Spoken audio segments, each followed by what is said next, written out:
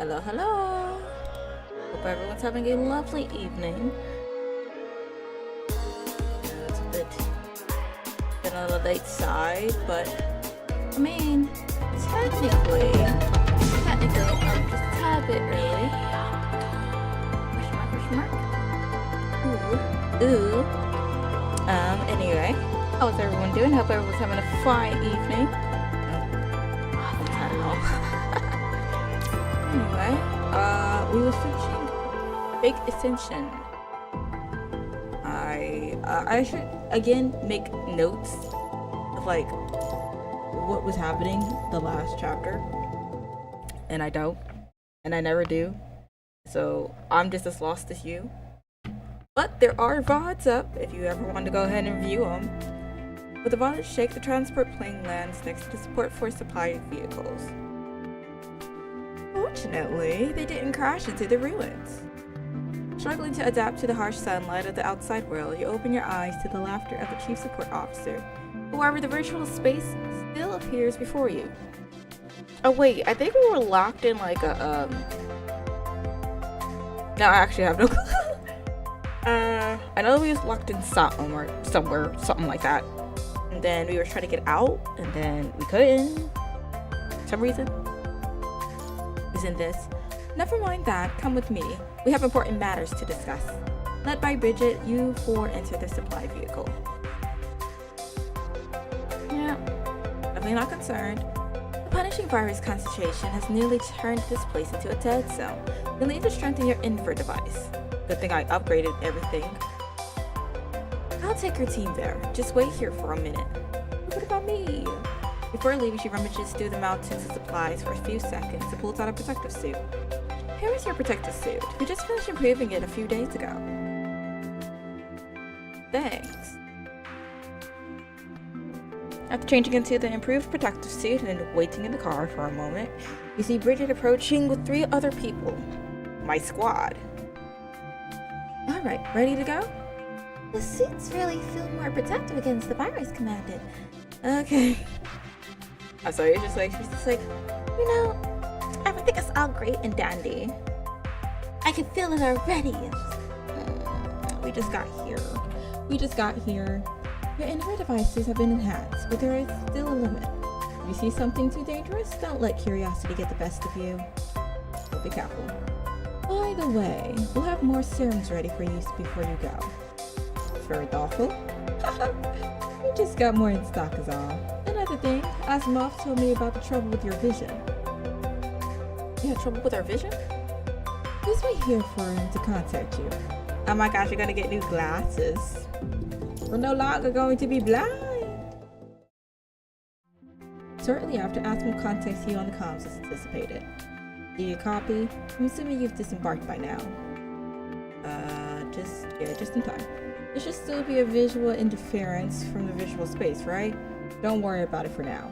You disengage from the virtual space too abruptly, preventing the Spear of FOS from shutting down in time, leaving the real-time virtual spatial data generation in your cognition. Generally speaking, it shouldn't be too much of a hindrance. We would have made a full recovery after a few days of rest in the infirmary. Time is of essence, and I think we can use it to our advantage. We're going to try to upload the Spear of FOS to your command link to synchronize it with your senses. This should allow you to restore, record, and play back the spatial data that you find. In other words, you can connect to Gestot's massive computing power with a security device, allowing you to perceive and analyze scenarios, connect in the entire system, even restore and simulate past events. We can restore anything you want, as long as there is a fragmented data nearby. You can use the slot to restore it, including data that has nothing to do with leads. I always get tongue-tied. You can use key data from people and objects to display the information in the area. They can come in a shape. They can come in any shape. They can even just be names. However, you must acquire the data first. It's probably because I've been recording all day, and I'm just like finito finado. Anyway, by the way, since most people have been dispatched to the surface, Babylonia is now short-handed. A new Lasian officer will take over for now. Also, wait, I'll connect you to him. seems that we will need this perspective until the end of this mission. Oh, this dude, the one who was hacking into the mainframe. Anyway, that's not too bad. I'll filter that out for many useless information. Sorry? Nothing strange about this, Lee. We can catch up once this crisis is averted. Now, let's Bridget to give you the security terminal the Asimov friend mentioned. Bridget smiles and hands over a package containing more than a dozen sophisticated cube-like devices. I'm sure Asimov has explained what these are for. Take it back. The weight hasn't been adjusted yet. Please bear with it for now. But as long as the secure terminal is active, you'll be able to investigate the area more easily. That's all we have to prepare for now. Any questions? How can I English the English? Nope. I wish you all the best. Alright, let's move out. Hey! I better double check your protective suit. Oh. Like everything is in working order. If you want to go into more dangerous areas later, you'll need to enhance it with a few mods. But don't put them on for too long. It'll take the breath right out you, especially during rigorous activities. But I'm sure you're already familiar with the basics. Unlike those rookie commandants that forget basic safety rules in the heat of the moment. Well then, I wish you all the best. You work with rookies? Am I not a rookie? I'm pretty sure I'm a rookie. I'm a rookie. Not long after leaving the supply vehicle, you find the streets covered with red spikes and pool of red liquid. What is that? Oh wait, what is it? Anyway. Maybe it's the manifestation of the punishing virus. We've seen similar images in a database. Liv makes the shape of a cube with her hand. Stay away from the spikes in the liquid. They contain a high concentration of the virus. Don't let curiosity get the best of you. And these indicate that we are approaching the dead zone, but we mustn't touch them. If you get too close to the red liquid, you'll begin to show signs of corruption. It's best just to avoid them at all costs. Understood. Proceed with caution. Yeah, let's walk forward. Oh. Honestly speaking, with how the last story was mad long, I was expecting these chapters and episodes to be kind of long, but it's kind of short, honestly. Oh. Did I freeze? Did we freeze? Oh, I guess we froze.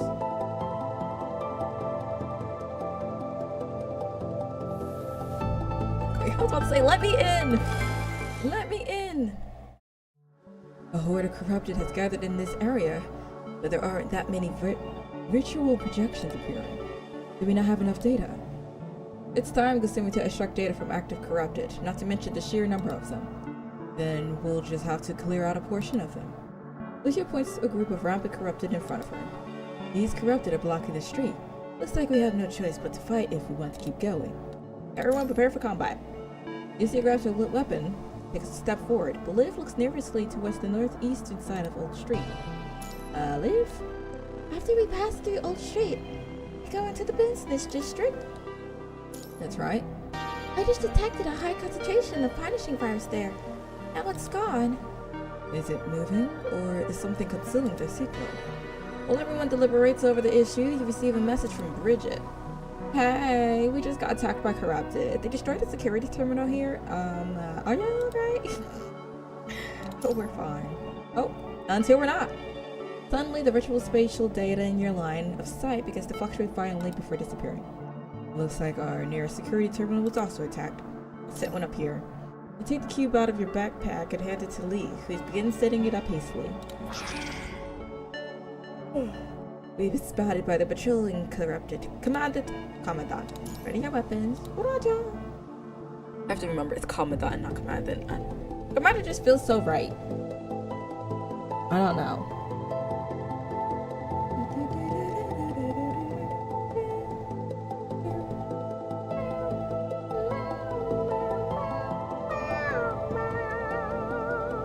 This is why I haven't quit my day job. Don't just do it too much. Do you remember? Honestly speaking, I feel like to a certain extent, the idea of like partial robot with the brain of like herself is sort of smart until it isn't.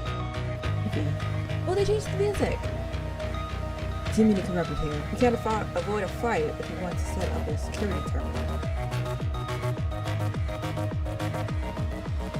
private with us, I'm not gonna lie.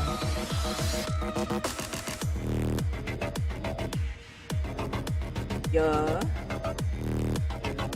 We will make sure Lee is safe. I'll leave the rest to you. I got this. Okay. What's that? What's that? How do I jump over there? Okay, I can't. Wow, this is... I say to avoid the red liquid. Oh, okay, check Lee. There, I'm out.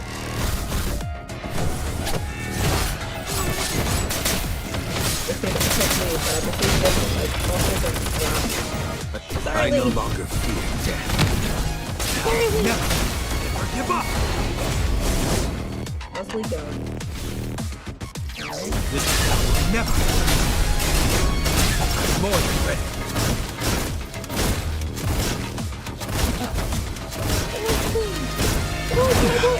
Don't worry about me. Hard work pays off. I'm trying to configure word. Hey, are you bueno? Are you castle? That's one way.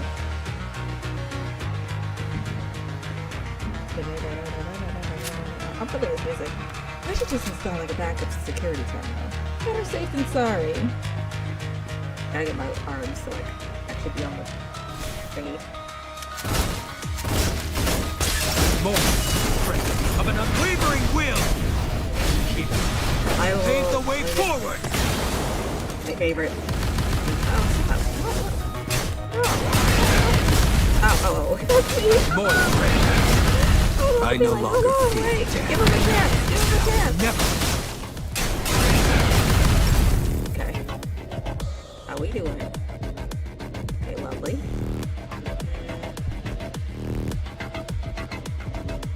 But you know what Steve when purple comes. Never. This dispute is to be settled. Break the scope. Return to dust. I see only truth. Easy. The mist's clear, and the road ahead is open. Ethereal. So majestic. After finally putting an end to the danger, Lee finishes setting up the security terminal. Security terminal activated, establishing connection. As the terminal signal reaches full strength, the virtual projection begins to become more apparent. Sigh in relief. There's a lot more corrupted than I anticipated.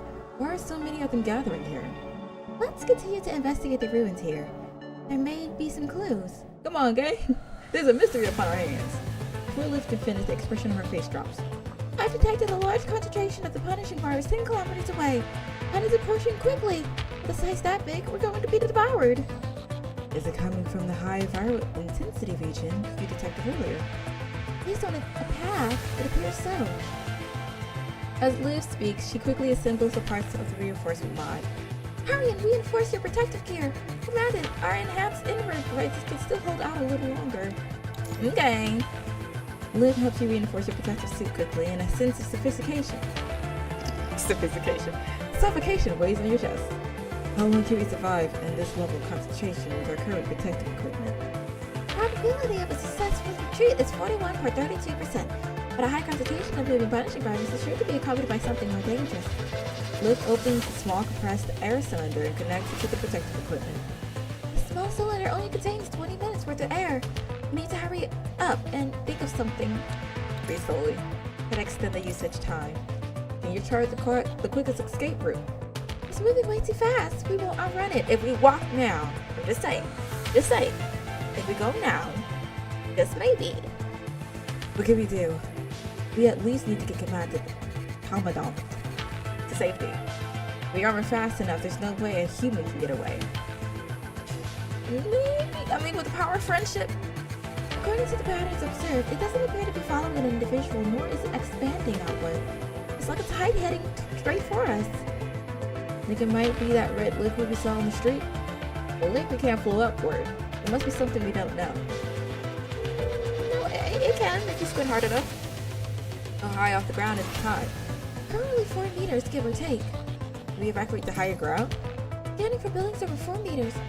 There is an abandoned hotel in the south with solid floors above the second level. You can still reach the safe height if we head there at full speed. Let's go then. But a section of the ground floor has collapsed. I don't know if the stairs are still intact. If we get there, we might actually figure it out. Let's have a shot. Even if we can't take the stairs, we still need to get up there. Even if we have to climb up the side of the building. Exactly. Y'all take the questions too far. As live as expected, you arrive to find the interior damage from the explosion. The stairs and the outer walls from the first two levels have also collapsed. To no one's surprise, the elevator is out of service. Let's climb, before quickly running outside to start climbing the intact side of the hotel. After artistically climbing to a safe height, you see a strange crimson mass appear before you. You even have time to take cover inside. Is that a high concentration punishing virus? No, it looks like water. Anyway. It's like a rising tide. Before you look out into the distance at what appears to be a tidal wave of blinding red liquid surging toward you, flooding the entire street in an instant. The vicious red tide crashes outside the hotel as if it wants to climb the stone wall you're scaling. Giant waves swell upward, splashing on the backs. Watch out! Every one of you continues to climb up the building in a hurry, even though you are all fully protected. Direct contact with the red liquid still inflicts symptoms of corruption. Disorder! As the scarlet liquid envelops your vision, the foul odor of coagulating blood fills your nostrils. Into the sword! You climb up the wall using the exterior decoration and hoist yourself into the hotel through a nearby corridor window. Okay. How are you gonna get out? Anyway, looking down, you see the scarlet liquid pouring in from the damaged sections of the building, filling up to the second floor. You have yet to stand firmly on your feet, and the alarm on your cylinder buzzes to indicate that half the oxygen is already gone. It seems that your climb has significantly increased oxygen consumption. Longer breathing.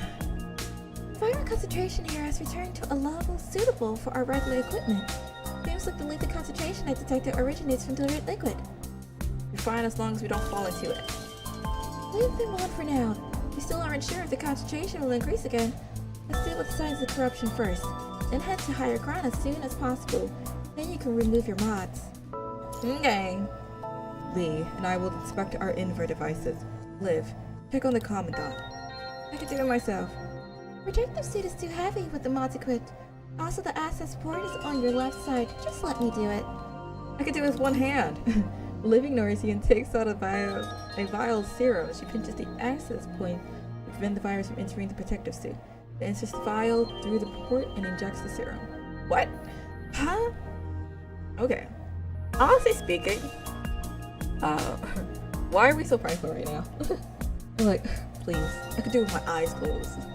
I love Liv. She's just like, please, please. No matter how many times I've seen people wearing the enhanced protective suits, they can't help but feel that too heavy for humans. And commandants with a weaker physique can barely run with it on, requiring their team members to carry them on the road. After injecting the serum, the three of them watch as you stand up and take a few steps. Looks like that's not an issue for Commandant though. I'd even say you climbed up to the third floor as fast as us. Still need to evacuate to higher ground. We can lighten Commandant's load. Liv looks at you with concern as she inspects your invert device. Okay, hold on. Now is the opportunity to study the liquid. Give me a hand, Liv. Lee picks up a long broken pipe and stirs it intermittently from a safe distance. The liquid is thick, almost like mud. Seems to be what we just saw. We need a name for it. How about the red tide? I was gonna go from yellow. Simple enough, good idea. It also seems to contain a large quantity of debris and remains. Like it swept up quite a few corrupted on its way here. Is it recycling their bodies? With that smell, I'm afraid these remains aren't just corrupted, but also humans. Alicia stops herself, but it seems like the rest of you already arrives at the same apparent conclusion. Liv shakes her head, trembling slightly, looks down at the red tide, and attempts to analyze it. What? My survey equipment appears to be malfunctioning. Can't get a reading. It's not that. My readings are exactly what everyone has said. The red tide contains a high concentration of the punishing virus and a large number of corrupted remains. But the punishing virus appears abnormal. Liv looks at the analysis terminal with a solemn expression. as if she is considering how to summarize the results. They're proliferating the biological viruses and exhibiting parasitic behavior. Biological viruses? Maybe my survey equipment is just malfunctioning. And if it isn't, upon hearing this, you all fall silent. If the punishing virus really is developing biological traits, who knows what will unfold next. You can't. It has to be an error. Prepare a report. Liv hesitates, then prepares the result and sends them to Asimov. Lee gets rid of the iron pipe in his hand. But before you proceed up to the intact staircase as you look down at the red tide that floods the streets below. Why hasn't Babylonia detected such a strange phenomenon? There aren't too many ways to avoid detection. Either it was hidden too well before, or it's rapidly expanded in a short amount of time. Either way, it's outrageous. We need more leads. Another thing, if this area has gone undetected by Babylonia for so long, why would Hakushita let us find it so easily? I mean to say, Hatsu leaked this location to us purposefully. It was a booby trap. Try to get rid of you and the evidence. It's possible, what Hakushi was trying to achieve. It's a trap. Okay. Before you once again shift your gaze to the red tide outside the window, the sunlight shines on the mysterious scarlet sea, casting a silver glow on the surging waves. I'm not gonna lie, the background kind of reminds me of Tuka Ininochi. Like, that grunge type of aesthetic. I don't know, maybe it's just me. The light glimmers on the scarlet tide, like countless fetuses opening their starry eyes in thick plasma. The light dissipates throughout the tide silently, tumbling in the bloody, boiling stew alongside the drowned remains. Before you gaze into the red tide of life and death, just like how it gazes back. Following the strange gaze, a faint voice flows into your ears out of nowhere. Help! Father, help! Who's there? Help me! It sounds like sea foam dissipating in the wind. Drifting among the crashing waves, you wait with bated breath, yet you see nothing but the waves. Are they insects? Liv? Scanning the surrounding areas for signs of life, Liv searches intently, but she sees nothing but the four of you. I haven't picked up anything. Where's it coming from? I'm trying to figure out what's coming from what's above you. As you are lost in thought, the faint voice disappears without a trace. What is that? If the cry didn't come from within the red tide, maybe it. Standing by the corridor window with the rest of you, Lee shifts his gaze to the stairs. You mean it's coming from another floor of the hotel? Let's check it out. Or not. On it. Okay. We're just okay. Let's investigate anything and everything, despite the clear, deadly remain. Anyway, climbing up the long and narrow steps, you come upon a relatively safe area, finally allowing you to unload the heavy mods and empty air cylinder. You search all the accessible floors but find no one, only the rooms lying in ruins remain unsearched. Fine, we need to think of a way in. I'll sit through. But there aren't any signs of activities in these rooms. No signs of activities? Correct. Maybe the person that cried for help is already... I can't reach Bridget.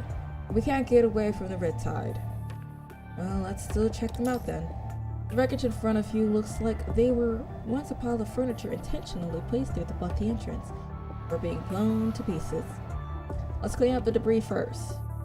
The four of you use improvised shovels to clear out the debris in the corridor.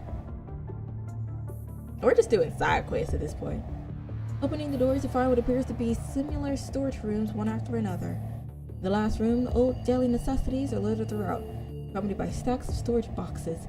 Several work uniforms discarded in the corner have grown moldy over time. An old polymer screen that seems to separate a changing area for the employees stands resolutely in place on the other side of the room. Lee steps over the scattered objects and pulls the screen away. What is it? Seeing his odd expression, the rest of you rush over to him. Behind the screen, you see a construct and a human in combatant uniform. What's a construct squad from Babylonia doing here? They weren't the ones calling for help, were they? Looks like the commandant must have been dead for over a week. Oh no! The poor BB here. I heard from another squad leader that a squad came here on a mission but never returned. Is this them? Do you think there are any others? Are we recovering the virtual projection? Yes, but we're already out of range from the security terminal. We should set up another one here to boost the signal. We put it on the ground. It is buried under the water. If you could call it water. It should be safe here. I'll leave it to you, Lee. Lee nods, then he pulls out a security terminal from his bag. Oh right, any responses from Osmov? Not yet. There's a lot of signal fluctuation here. We'll have to wait. You nod to Liv and quietly watch Lee operate the delicate security terminal. Security terminal operational. Select an area to retrieve data. Just retrieve data from the last day they were alive. Acquiring target data. Complete. Generating image from data. Complete. Alright, let's see the goods. Under the influence of the spirit of FOS, you see two constructs and a human commandant appearing in the room. They lean wearily against the wall and place the holo screens from the terminals in the front of them.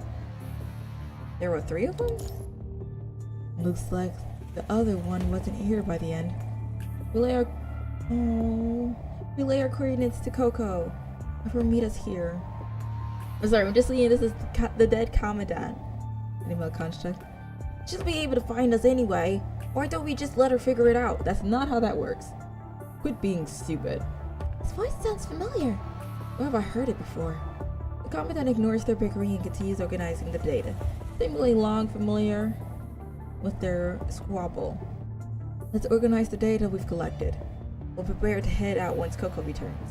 The stern male construct furrows his brow and nods, then begins opening up the mass of data on his holoscreen. The blood-like liquid roller and I discarded nearby is showing signs of the punishing virus evolving biologically.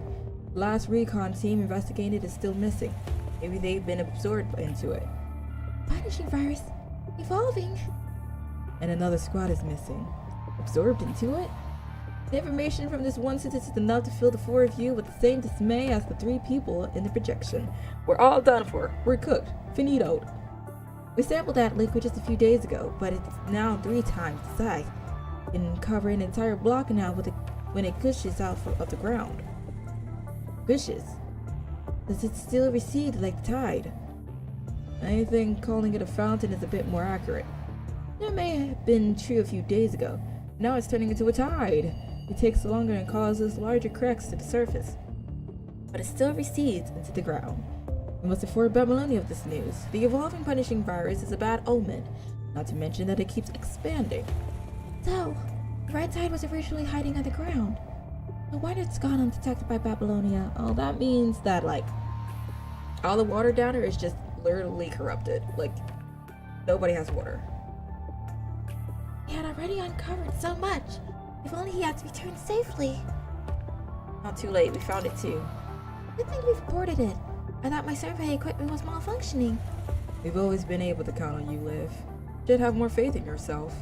However, if a team had already gone missing here, following teams sent here should have been far more equipped. And if that team also went missing, the signal is unstable here. We'll have to wait until we're back to Babylonia. Do you know how it's expanding? It's unclear, but I'm sure it has something to do with the dissolved remains. The Mud Construct Growler raises his hand to cover a haphazard yawn. Dissolved. That's right. As he says, that's right, the projection freezes in place as if it was buffering. The signal is being jammed here. We need to return to Babylonia ASAP. When the projection resumes, the 2 constructs at the table stand up and prepare to leave per their commandant's order. However, a blurry shadow stands at the doorway, suddenly charging at them with a lightning fast slash. Coco, you! No, Coco! No! Okay. Coco got infected. You see, that's why.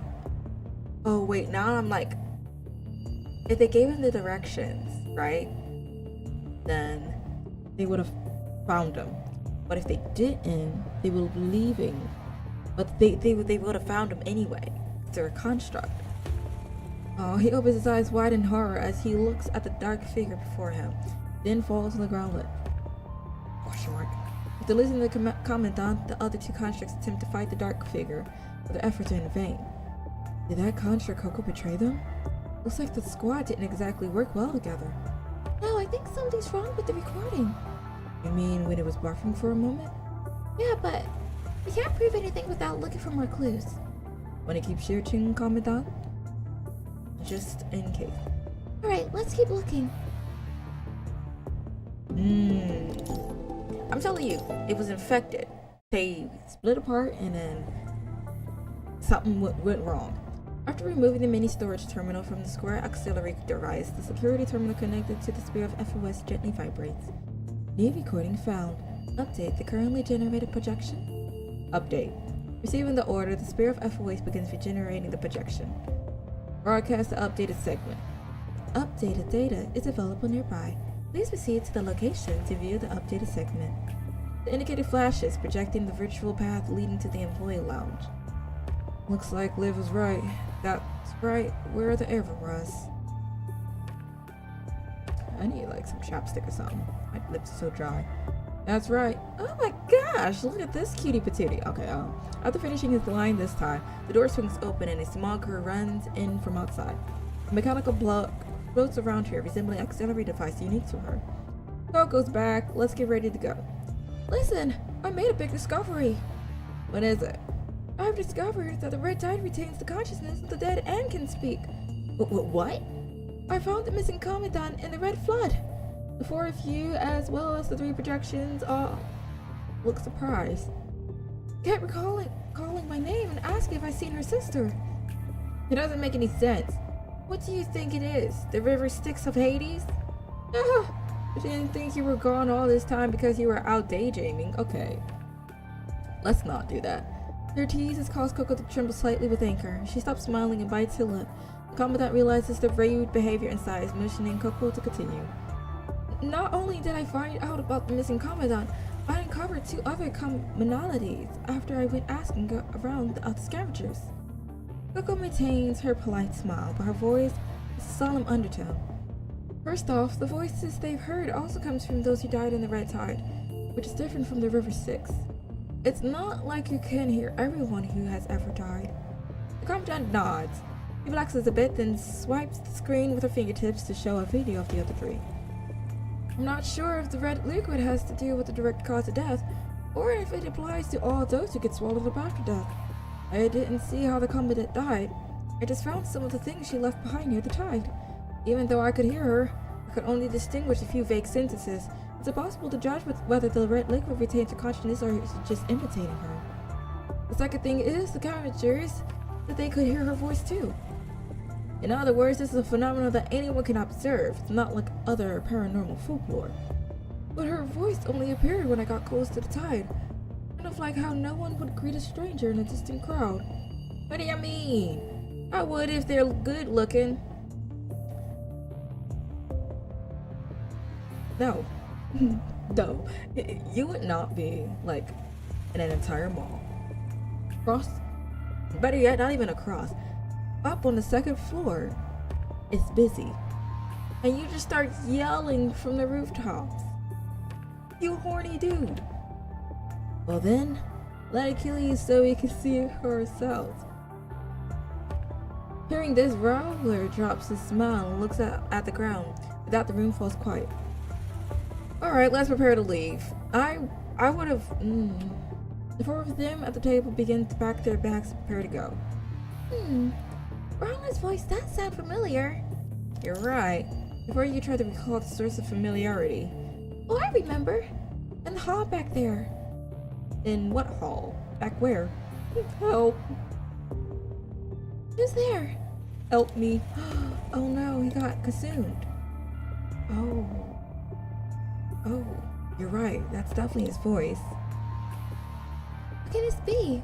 Did he end up dying in the red tide? Based on the clues we obtained, I'd be willing to bet either died or he slipped off somewhere. With the red tide as big as it is now, there's sure to be a lot more remains in it. Why were there so many people in corrupted station in this area? Maybe they weren't stationed here, but gathered here. Gathered here? You mean the red tide lured them here? Lured? Like the Pied Piper? It's nothing, just an old children's story. You're gonna have to tell me the story because I have no clue what you're talking about. What is it about? Okay, I am in fact the commandant right now.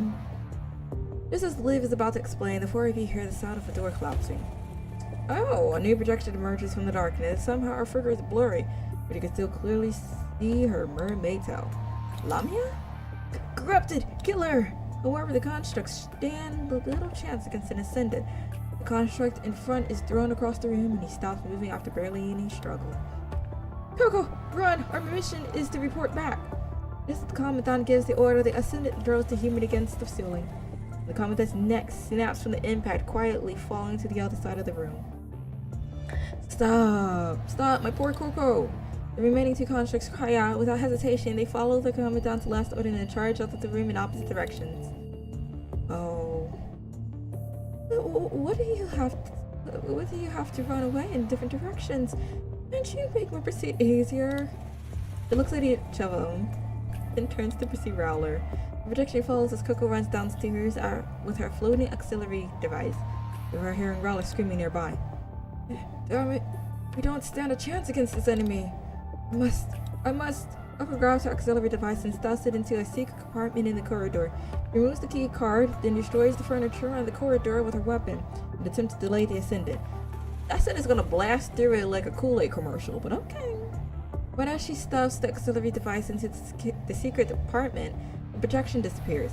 Unable to see what happens next, you can only hear the recorded dialogue from the two of them. Missing something?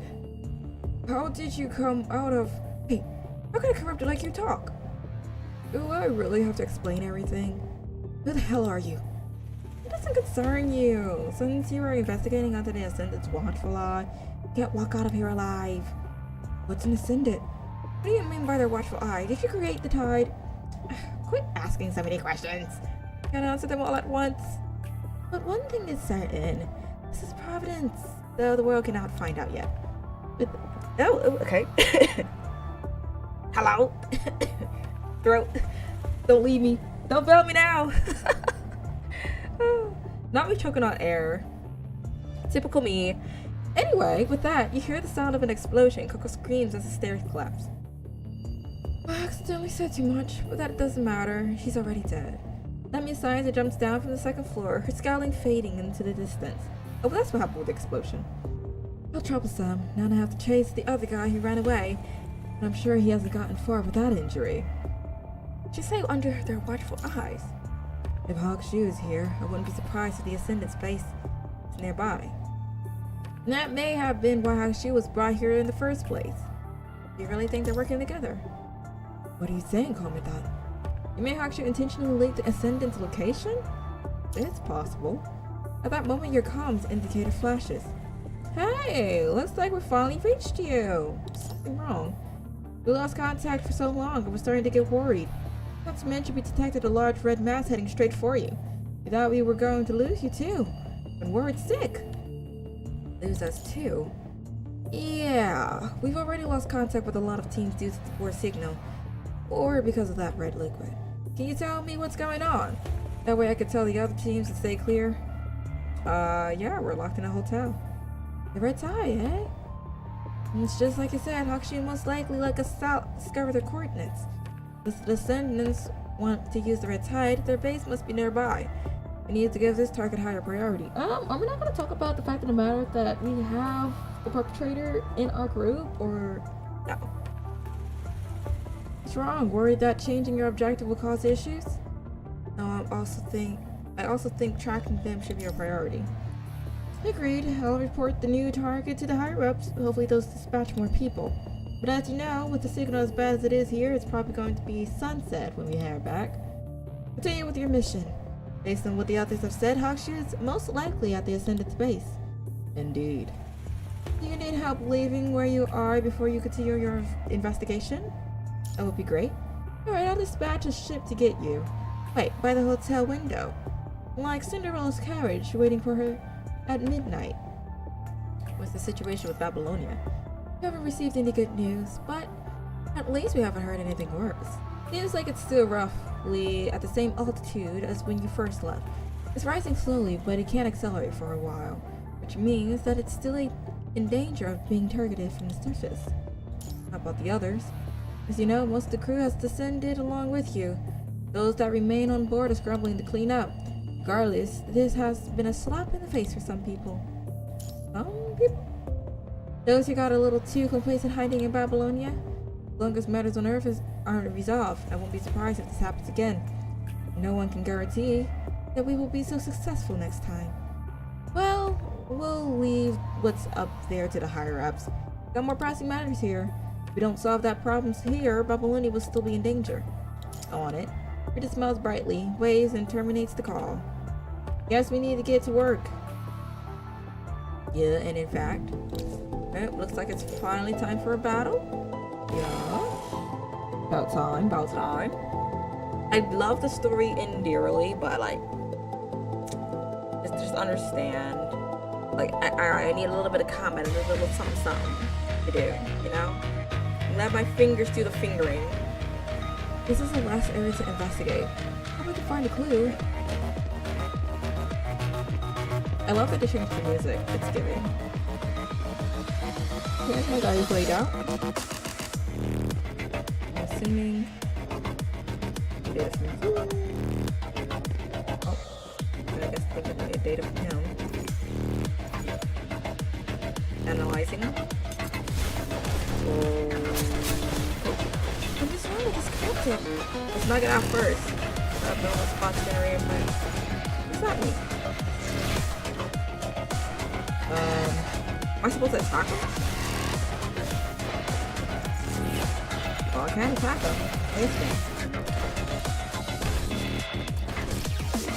I don't think that one belongs to him.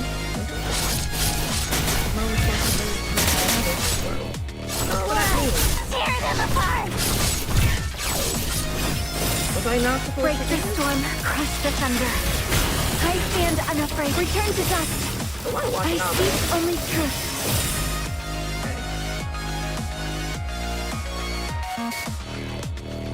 I don't know. I don't know if that's what I'm supposed to do. What's this? What if you're just a floating wing?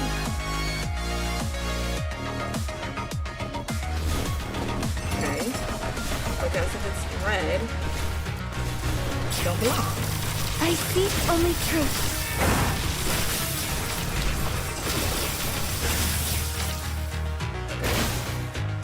Guess I'm right. Sure.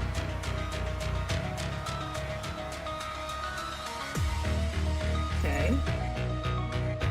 Right over here. Fix some blow up. Alright. See who doesn't belong.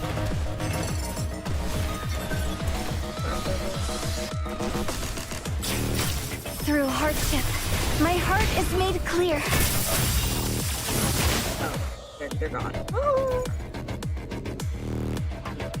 That was fast. Alright.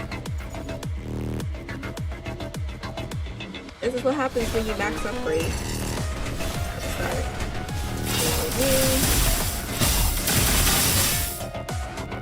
Pretty dope. The mist's clear, and the road ahead is open. What does adore her? I need to start using Watanabe though. With the combined efforts, you have defeated the last of them. Or among their familiar mechanical bodies, you find it's some unfamiliar corrupted. What are these things? Looks like the fuse corrupted on the train. Does this have anything to do with the red tide? We still don't have enough intel. Like, can you use the Spear of FOS to restore their memories? I'm trying. I can pick up their data, but it can't be deciphered. Are there any other clues? Once we watch the final segment, this area will be clear. Proceed to the next area. At that point, your comms indicator flashes again. Ugh. Sneaky. Finally, I've reached you. Are you alright? We're fine. I've reached Bridget's report. We really should prioritize tracking the ascendants. Is there anything else to report? Get out of here, you're distracting me from my work. Sorry, I'll be leaving shortly. Why are you two together? We lost contact for so long, I was starting to get worried. I noticed you sent a report to Asimov through the survey channel. I thought I'd come here to see how it's going. Asimov, we collected some new samples. Good, send them to me. We also found some new corrupted. If you don't mind, Liv. Not at all. After receiving the sample data from Liv, Asimov furrows his eyebrow in contemplation, revealing an expression you have never seen before. He stands up suddenly and runs to the other side of the lab as if searching for something. Then you hear the sound of a cup overturning. I've never seen him this flustered. You have to understand, I love when characters be like all cool and collective, and you just see that one moment that are just kind of like, oh dear God, everything's on fire. Ah! Like, there's something aesthetically pleasing about it. But alas, looks like it's serious. After waiting for a moment in silence, Asimov returns to the comms with his brow still furrowed. You good, my guy? These bodies, they're starting to show biological signs never before seen and corrupted. Perhaps we should no longer call them corrupt based on their composition. It would be more appropriate to call them the hetero creatures. They're evolving biologically. Correct. They keep saying biologically, I'm sorry. However, based on the intel you sent back, there are still a lot of unknowns. But after breaking down the components of the red tide by their functions, we can determine that it closely resembles the primordial ocean of Earth. The hetero creatures are born from the red tide. We still can't say conclusively, but given how related they are, it is highly possible. How large is the red tide now? It can already cover an entire city block. We've also used the Spear of FOS to uncover records of a missing squad. We've only just sent their discoveries back because of the signal issue. According to them, the red tide was more like a red fountain previously, and it was hiding on the ground, but in just a short amount of time, it turned into a rising tide that could submerge the entire block. Asimov lowers his head and shifts his glance from the report of one hetero creature to the information on the missing team. The rate of expansion.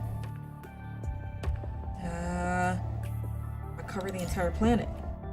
We can't rule out the possibility, but we also can't panic just because it's possible. We must investigate further. Aside from this report, do you have any new information on the red tide? Only one more thing. Well, tell us!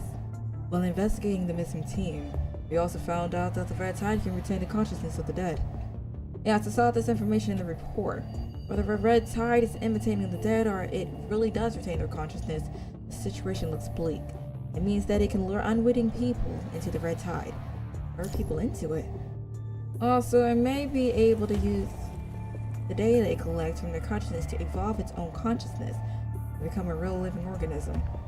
It's still expanding. It even actively moves to places where corrupted gather to devour them, growing even further. Oh wait, so it's just like a big blob on legs with turbo. Yeah, y'all can keep that. Predatory behavior. However, the corrupted doesn't completely dissolve. Rather, they're dismantled in the red tide. They become parts. If the red tide crashes into humans, they will be hit and maybe even killed by these scraps before they're drowned. Dismantled into parts? Is it because they can't be dissolved, or Asimov keeps his unproven speculations to himself before throwing out a question? What do you think of the red tide will evolve into? It'll accelerate the spread of the punishing virus while continuing to expand. Is that all? Is that all? Murray nods. Asimov stops his work and turns to see him smiling by his side. This one right here. I'm telling you. He's bad news. I just received a report from another team. They were stationed further away and they hadn't had direct contact with the red tide, but spoke with the scavengers nearby. Recently, a large number of corrupted have been gathered in the ruins, where there have been reports of unused supplies. However, no one that ventured into the ruins have ever returned. Who do you think is responsible for this? Be the Ascendants. It's highly likely. The scavengers gave a vague description, but early accounts seem to share some resemblance. At this rate, even if Hawkshield didn't lead us here, we would have investigated this area due to the rumors of the sheer number of teams that would have gone missing here. This means they have a trump card in their hand. Once it matures, they will have something as powerful, if not more, than the Ascendants. Matures. They needed to keep it a secret in the past, but now they're no longer afraid of people spreading rumors of their squad going missing. It can only mean that their trump card is almost ready to be deployed. In other words, although the red tide and hetero creatures pose a threat, they can't overpower us anytime soon, yet they still carry out their plan, which means there must be a even greater threat. I think so too. Now that we have obtained this information, we need to destroy this immature trump card before they can play it. Of course it didn't take you long to figure that out, Lee. Anyone would have come to the same conclusion with this information. Lee, come on. Some of us just aren't that bright. AKA me, because I'm just kind of like, oh yeah, walking jello. Oh, we don't have enough intel yet. Commandant, please report back if you have any new information. Can you leave my lab first? Alright, no problem. I was just here because you looked anxious from all the news on the Red Tide. I wanted to coordinate with you on the new information as soon as possible. Sorry, I didn't mean to disturb you. He's trying to get all the info so he can snitch. I'm telling you, he is bad news. I appreciate the gesture, but you can sort out the information later and give it to me then. Alright, I'll be going now. Mary nods to Asma and waves to the camera. Be careful, everyone, especially you, Lee. Don't get carried away. Got it. Mary smiles and terminates the call. Right after that, you see a familiar projection flashes by.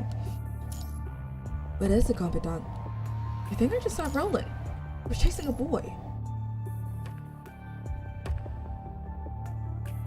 What is this? Following the direction of the projection leaving, you see Roland smiling as usual while talking with the boy. Who's the boy? Before if you look at the boy, who stares at Roland angrily and appears slightly injured. They don't look like their companions. You know, that's a very weird way to give a high five, you know, a dap up.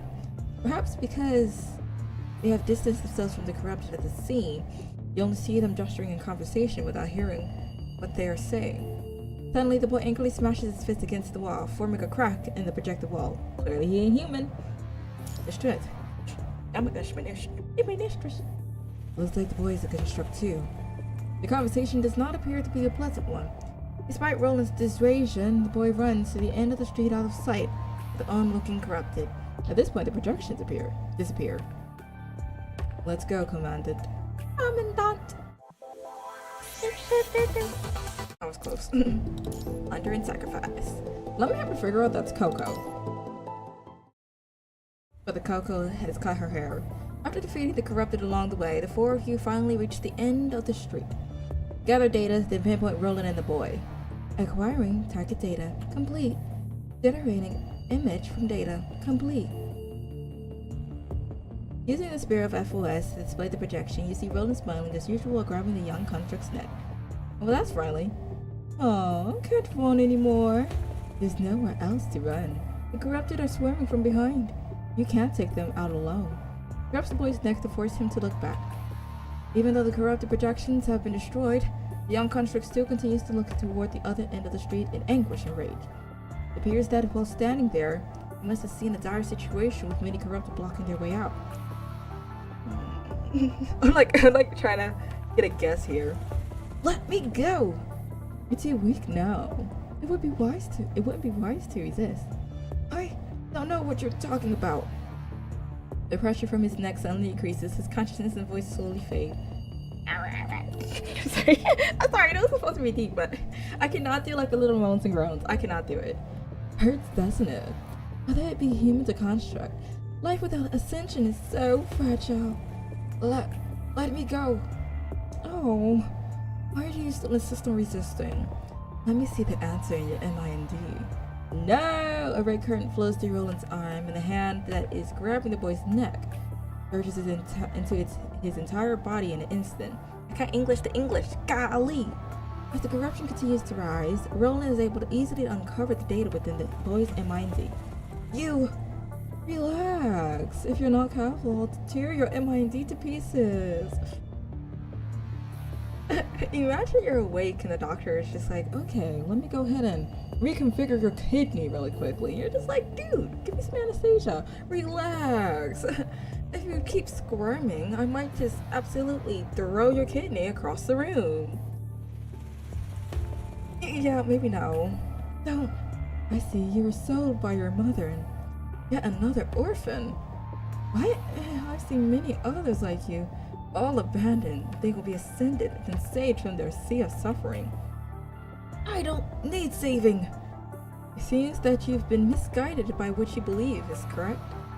Even though Roland's words and corruption have filled the boy with misery, the young country continues to struggle in resistance. Get it. You heard that she came here with other scavengers. Is that not why you applied to conduct a mission here? Are you using this as a way to find your family? Your memories of her was from so long ago. Even if you see her now, you might not even recognize her. Mind your own business. When the boy's response, Roland shows an unsurprising expression of contempt. He throws the boy into the collapsed ruin Smiling, he slowly walks toward him. What was that for? Why? What a pity. After becoming construct, your predecessor who took care of you was rebooted after being seriously injured. She not only lost her memory data, but was also transferred out of here. You are powerless in protecting her. That's why you lost. Without her, the other members will only belittle you. Isn't that right? The young construct clenches his teeth tightly and struggles as the corruption continues to take hold. You have nothing. However, it is because you have nothing that I can give you everything. On behalf of the Ascendants, why protect the group of people who beat you down? Why bother transporting supplies to people who don't respect you at all? Because you're too weak. If you have the power of an Ascendant, no one will dare to look down on you again. Your beloved predecessor wouldn't have forgotten everything from being injured so badly. The power of an Ascendant. Yes, because an Ascendant, your hatred is your greatest gift. The power as an Ascendant, you can wave the blade of revenge against the people you hate. And I... Really? Of course. How will you do that? Just make it there alive. Running across the young construct's hand and gives him coordinates. With this amount of corruption, I'm afraid.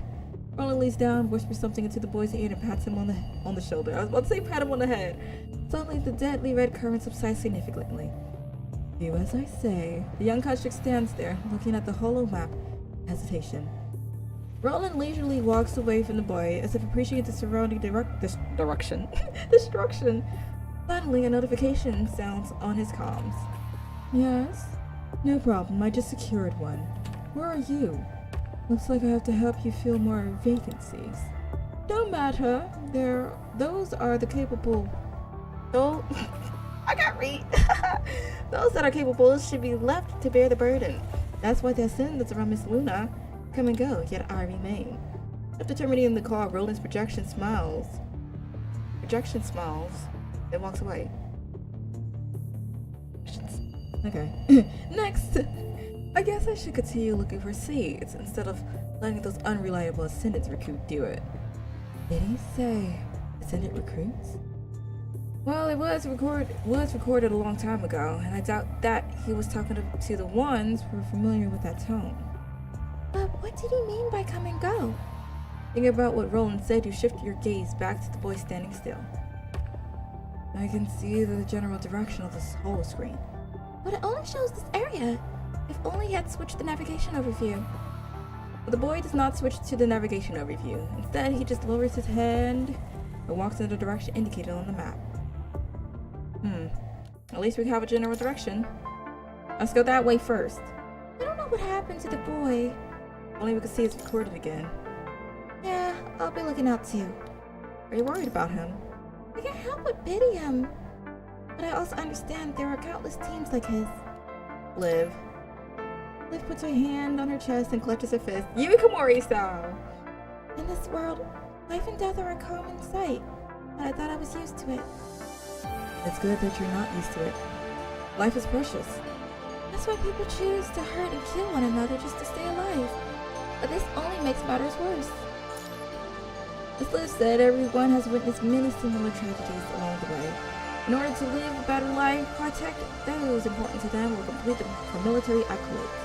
People bully the weak, plunder resources, and take lives. They have long reduced qualities like kindness or strength to weakness. However, I still want to believe that there are many other teams with deep bonds like us. This voice is so low that she does not sound convinced. Well, I made her very convincing. There are teams with deep bonds, but this will bring new problems. Hearing this, Liv lowers her head in sadness. Like Tifa? And Cloud? Let me stop. Yeah. I heard that some constructs wipe their memory in order to prevent something extreme from happening like what happened to Tifa. They wiped their memory? Yeah. They chose to rid themselves of torturous memories of fallen comrades. In the years of treating the wounded, I've seen a lot of such things. They abandoned their memories in order to live. In order to survive, you have to decide what to accept. Difficult to bear as they are, that's the price. The price. Lucia looks at her hand, lost in contemplation. Back then, I was prepared to lose my memories because there were more things I couldn't lose. This is the price I paid. You had more to lose. Lucia raises her head and smiles. Didn't we make a promise? Our Grey Ravens will stay together forever. I need to return to the battlefield. I need to be by your side. You've changed, Lucia. Yeah, how so? In the past, Lucia was like a sharp blade, willing to pay any price for a mission. Now there is a gentleness to her. As if she has found a sheath for her sharp edges. Tell her. The blade belongs in a sheath. For me, the Grey Ravens and the Commandant have indeed become where I belong. I'm happy to be with you, too. Grey Raven is the one and only hope for us all. Although Lee doesn't say anything, corners of his mouth raised into a faint smile. He's trying to be like, yeah, I am not about that. Friendship forever. Yes, like, y'all can hold on to that. Lucia stands next to the three of you, although her gestures are still very small to Lotus and Dawn. And before, she showed a sign of gentleness. As if aware of your silence, Lucia walks over. What is it, Commandant? You seem more gentle than before. That's because this promise is what I want to treasure and protect. That is why I'll no longer treat myself only as a weapon. It doesn't mean I will lose my edge now that I have something to protect. I will not stop fighting like a sharpened blade in the sheath. Don't overwork yourself. Well, it seems that I'm lucky. Not only did I survive, but so did my precious memories. They are safe with my MIND.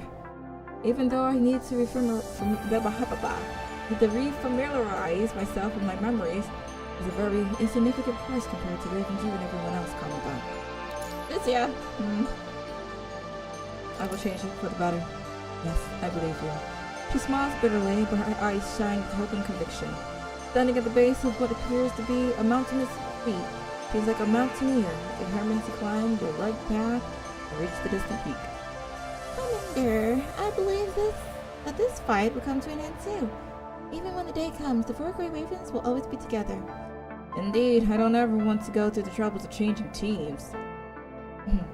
Really? Oh, shut up. Wait. I need more lines to kind of like bully Lee. Please. Even though he snaps at you, the corners of his mouth turn into a faint smile. Again! Let's go. Let's change the course of this fight. Roger. Grey Ravens, let's go.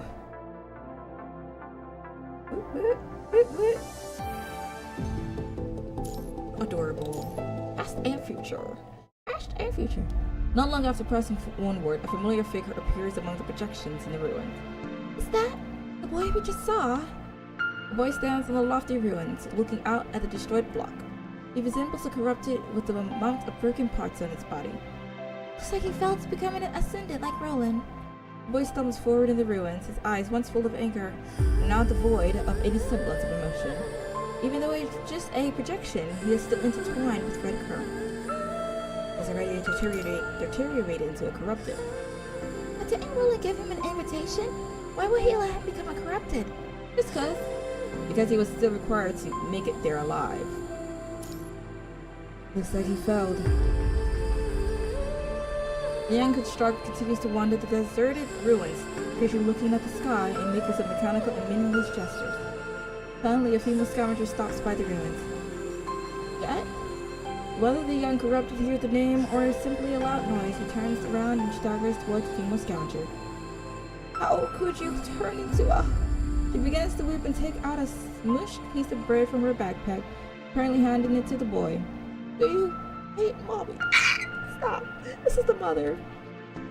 The boy is unable to respond now that he's a corrupted. But if mommy didn't hand you the deadless corporation, we would have all starved to death. As she weeps, she becomes more heartbroken, but the boy still does not respond. Instead, he continues to walk slowly toward her. I heard some soldiers say that you were here on a mission, that I want to see you again. Saying that, she wept quietly. But how did you turn into this? While his mother cries, the boy hobbles toward her like a toddler learning to walk. He steps on a loose brick and slides down the ruins.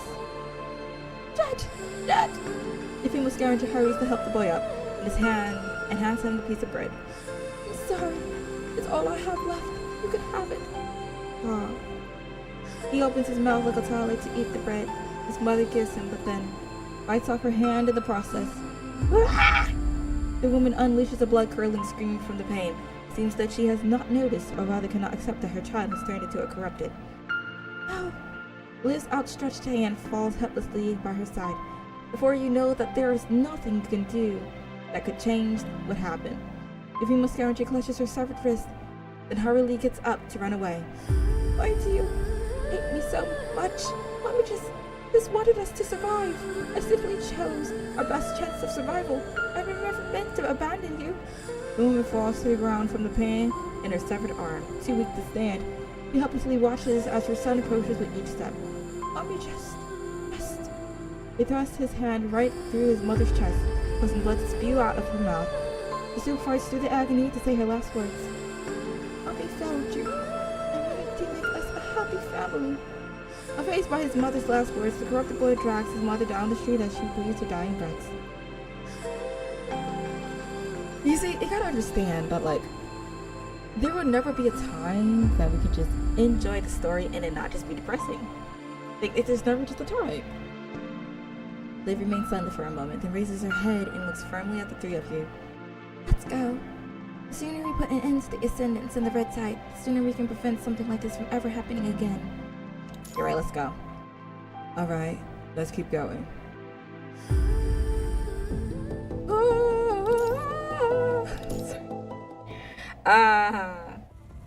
We're almost done searching the area, but we didn't turn up any clues.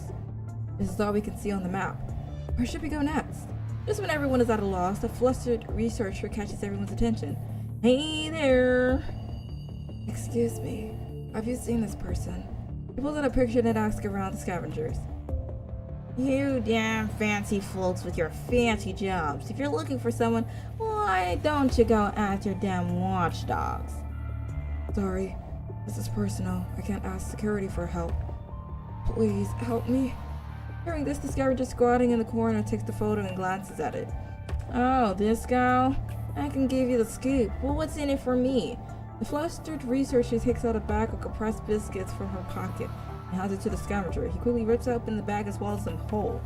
I just saw her go that way. You know good well he's telling all the lies. The researcher thanks the scavenger, then runs in the direction he was pointing. He smacks his lips and sneers. Hey, I ain't seen nothing. Told ya. Told ya. By the looks of the scavenger and researcher, this must have happened quite a long time ago. There are no clues that match this key and tell here. We take a chance. I could have told you that. He just wanted the food. Following the researcher's projection, you all arrive at a dark alley. I haven't searched this area yet. The entrance is well hidden. Looks intentional. If there are any recordings here. After inputting the key intel into the Spear of FOS, the researcher reappears in front of you. Okay. He has not run down the alley for long before embracing a construct and cries. Goodness. Sister! Well, look at that. He actually did help her. We found her even though he just pointed in a random direction. Is it because she kept narrowing her search? Don't even share a certain bond. It's not that strange. Growing up with someone makes it easier to predict where they'll go. After all, you're familiar with their habits and how they think. Really? I don't have any practical experience in this matter. Exactly, I'm with Luke in this one. I have no clue what you're talking about. If I'm lost, and then there's another one lost, we're just lost. We're just lost. You don't have any siblings, Liv. I have brothers and sisters, but we're not related by blood. If we did, maybe it would have been better. Blood? Because you no longer understand what Luna thinks. What Luna's thinking. You no longer understands what Luna's thinking. Lucia has been separated from her. At that moment, the construct in the researcher's arms turn around and gives a look of surprise. Who are you? Oh, you're Leodrin's little sister, Angel, right? What's wrong? Well, oh, wrong person. It's you. How did you know she's here? Where is she? Why haven't I heard from her for so long? Her locator pinpoints her near this area. It's the only reason I found this place. Did anyone tell you? Miss Rita didn't battle and switch bodies in order to recover. I saw her go out this morning. Maybe she's on a mission. Does she still remember me? I don't think her memory data was damaged. She said hi to me last time. If you don't feel at ease, just wait. Where are you here? I need to get going. I'm still on a mission. She waves goodbye and leaves. Angel breathes a sigh of relief and sinks to the ground. Seems like she's worried about her sister. And as a researcher, the fact that her sister is a construct. She must have her own reasons. Angel stands up and pats the dirt off her knees. Just as she is about to walk to a nearby bench, her cards ring.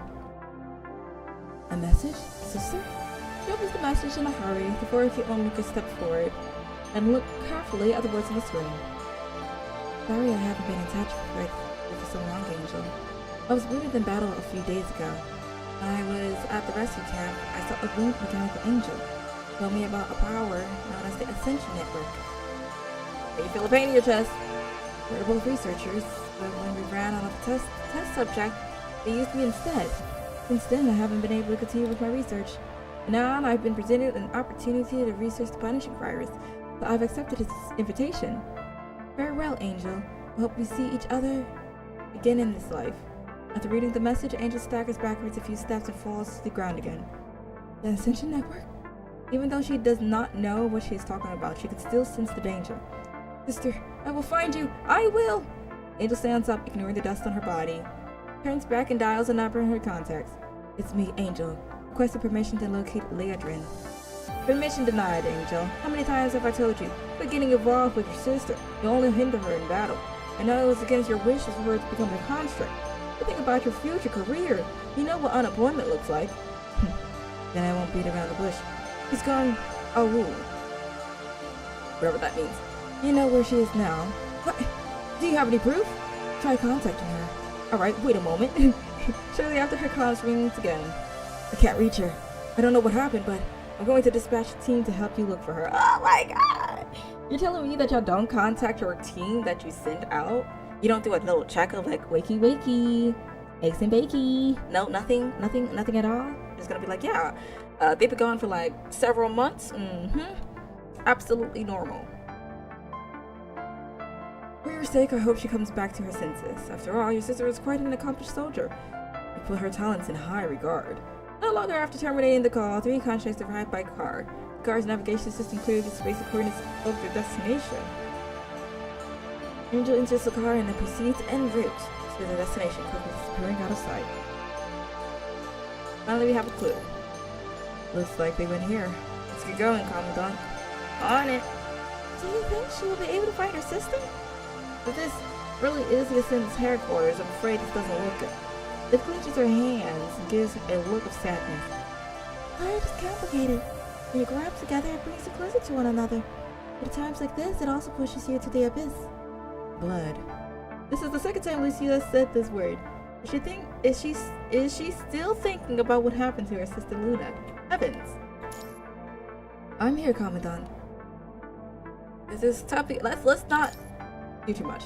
I don't understand, why did Luna become an Ascendant? I heard that she was disposed of after failing to become a construct. Did something happen? Why is she with another me? He is me. Why did she choose to become an Ascendant? Maybe she went through something that you didn't. I mean, same person with different experiences. Make different choices. Different experiences? If they could do it again, if they could live in a gentle environment, they wouldn't have chosen the path, would they? Your choice is proof of that. If only I could know what she went through, might be able to understand why she made this choice. But Lucia looks up and stretches her hand towards the distant sky. The sun, hiding behind the clouds, struggles to shine a ray of light between her fingers. I find out from her memories that all of this is a lie, that my purpose belongs somewhere else. Will I become someone like her? You won't. Are you sure, Commandant? I believe in you. Hearing this, she places her outreached hand on her heart. The small showed signs of doubt and bitterness. She and I are the same person. I wouldn't be surprised if we made the same decision. Do you really believe in me? Yes, I'm sure she would make the same decisions with you. I mean, if she had the same experience as I have, she would have also been standing here as a member of the Grey Ravens. Your information does little to assuage Lucia of her worries. The fusion of the unknown, the fear of loss, the probability of parting after uncovering the truth. All these worries cloud her heart, much like the sun above. Whatever happens in the end, I will respect your decision, Lucia. Thank you, Commandant. Lucia nods, although the worries in her eyes remain. Her smile widens faintly. Turns and leads the rest of you to the target location. Pace continues to be firm in conviction. Like a raven aimed at its target, she spreads her wings and soars into the clouds-covered sky. Oh my gosh, the thing. They did the reference. The four of you follow the planned route out of the ruins and until the area interspersed with abandoned factories. Oh, but you know the general situation. I'll contact you again if there are any new developments. The signal's unstable. There's no need to worry. I have some acquaintances nearby. They know my brother. If anything happens, they can lend a hand at any moment's notice. As for you, Commandant, you'll have no problem as long as you follow my brother. Acquaintances? You know people that can enter a dead zone. A lot of people went in with the main forces this time. What's weird about knowing a few of them? Blowing the ruins takes a lot of stamina with all the heavy protective equipment and the safety terminals. That's why commandants can't operate around dead zones for too long. They make sure the commandant gets some rest. There's bound to be trouble. The commandant needs to be at peak performance to make sure nothing bad happens. Murray smiles and says goodbye to the four of you, then terminates the call. So I don't have to stutter in that sentence, but if it's something like oogle woogle, I start stuttering to the heels. You've been fighting for quite some time now. You should rest up, Commandant. I can keep going.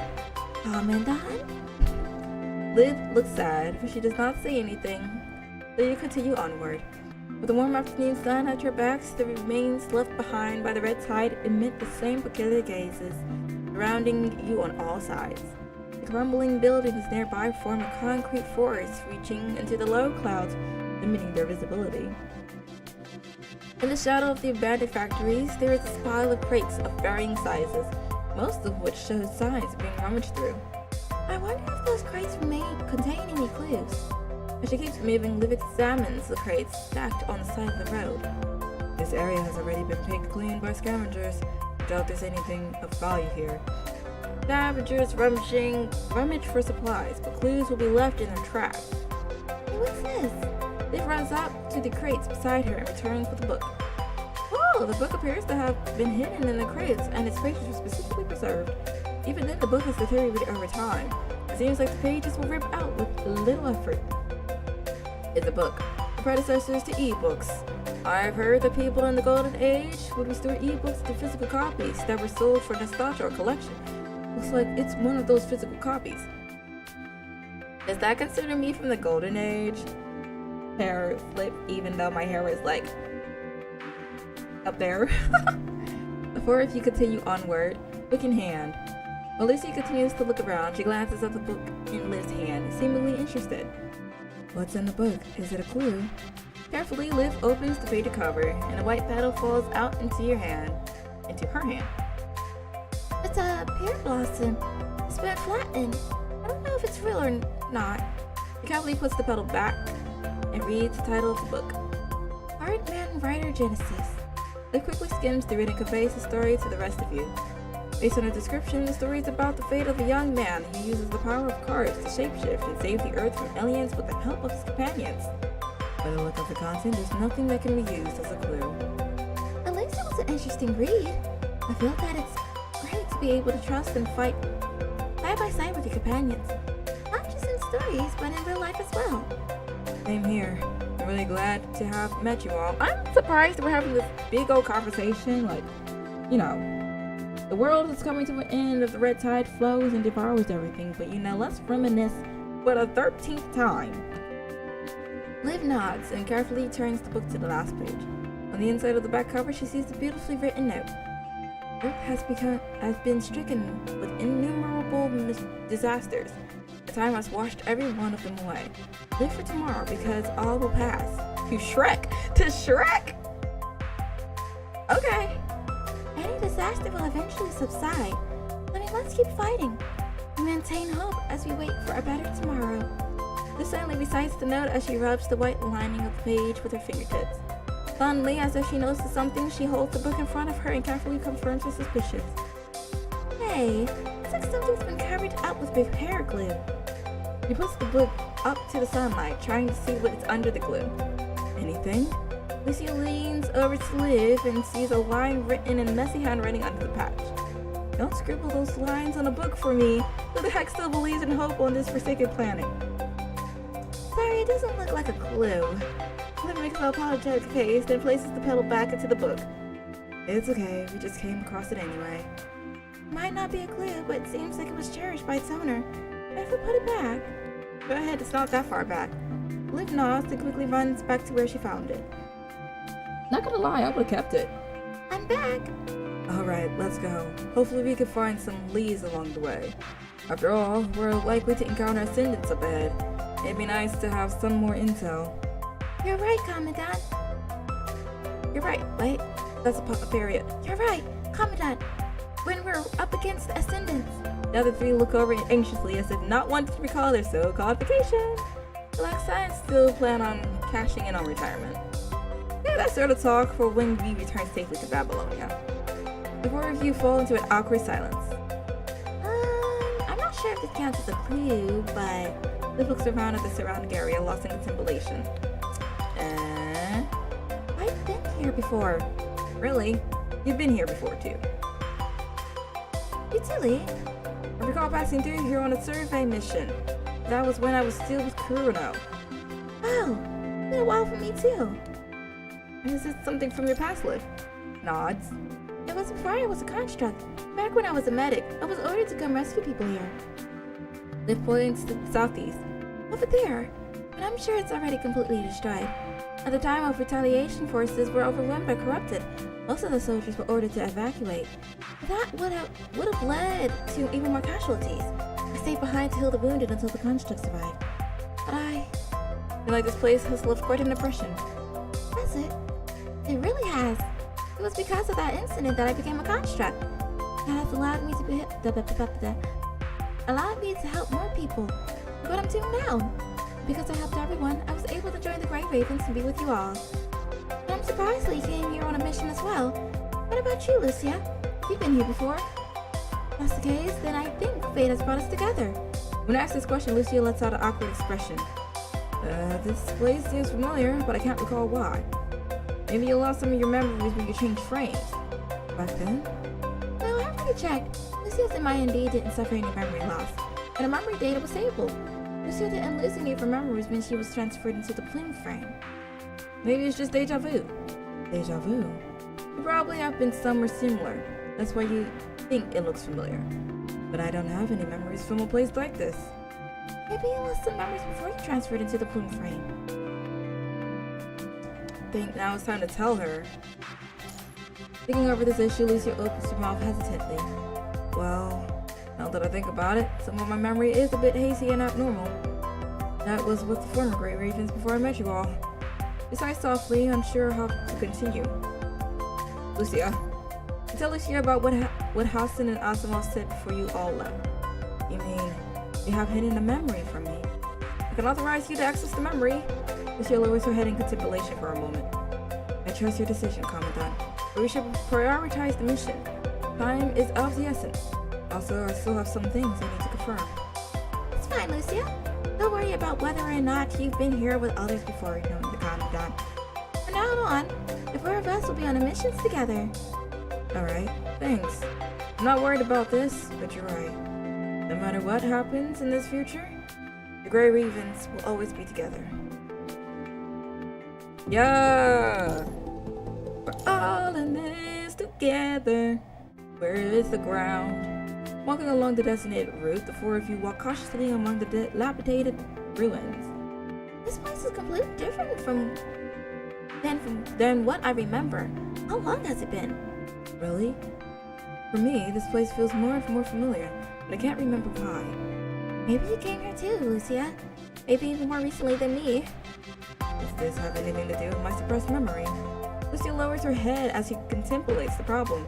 Watch out! Liv stops her right as she is about to step on a loose stone tile. Looks like there are still traps here. She briefly steps on a random stone tile, causing the broken tile to fall into a pit. Looking down into the pit, you see that the bottom is covered with red spikes. If someone had stepped on that, they would have fallen into the spikes. There's no way around a collapsed road. Let's find some materials to build a makeshift bridge. Yeah! Sorry, I was being careless. Looks like there are still traps all over the road. Need to be careful. You're right. Be on the lookout for supplies we can use to get around traps. Let's go, Commandant. Yeah, let's walk into the void. Oh, well, it's time to bro. Let me shush. You input the data of the ascendants into the sphere of FOS, this time generating the projection of Alpha and Luna. What are they doing here? We're approaching the ascendant space. Not that surprising to see their projections. Next step probably won't be the projections, but the real deal. Let's go check it out. Who knows, we might be able to collect intel. Before you quickly approach the projection of Luna and Alpha, if you did not know who they are, you would have assumed they are two ordinary sisters going for a walk. Golly! You're finally by my side, sis. He smiles at the other projection, but the latter remains silent. You want to know why I became an ascendant? I do. In the beginning, I just wanted to live. But in order to see you again, in order to survive, something changed.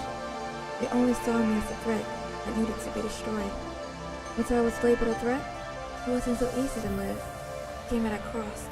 Wasn't that the same for you, sis? Hearing the question, Alpha stares at the palm of her hand in disgust and clenches her fist as if to crush something.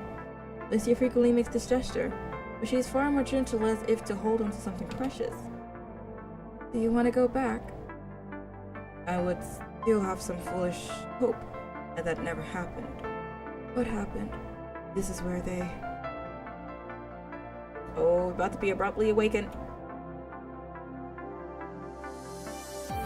With an expression of disgust, Alpha reaches out to the distant sun. This resembles the same action Lucia did before, but it is fundamentally different. Unwilling to recall the memory, she furrows her eyebrows and disappears into the distance with Luna's projection. Before you follow them, a short distance until you see the projection of Lucia, Lotus from among them. There I really did. I've been here before just like everyone else. Their design is so much different from the original one. Time and war have ravaged this area, dealing irreparable damage to the land. However, a sense of familiarity still remains to give the three of them a sense of nostalgia. That this where my suppressed memories took place.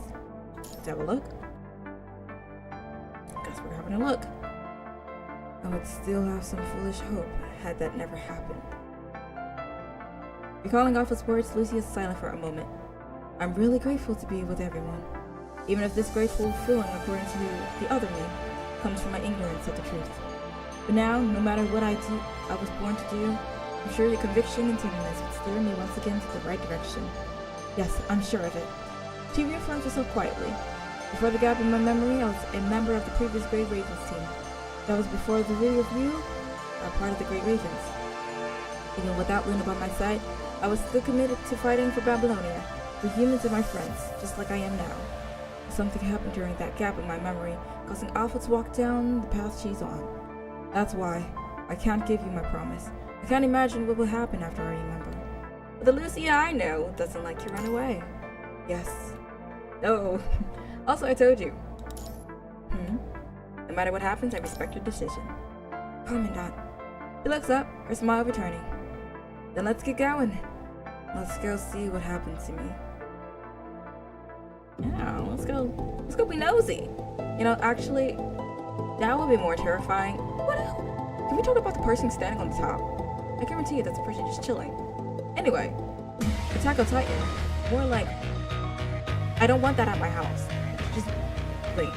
The rest have been drawn off. We just got this riot left, right? Affirmative. Take down the riot model before Hito comes back. Then sweep and clear all corruption elements. 5 by 5, let's go, Monoi. Go right, I'll go left. Raven Flash! Is this all I have? Blue, be my blade! Raven Flash!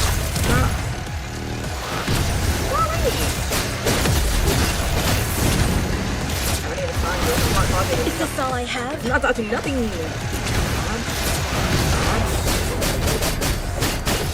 Take this!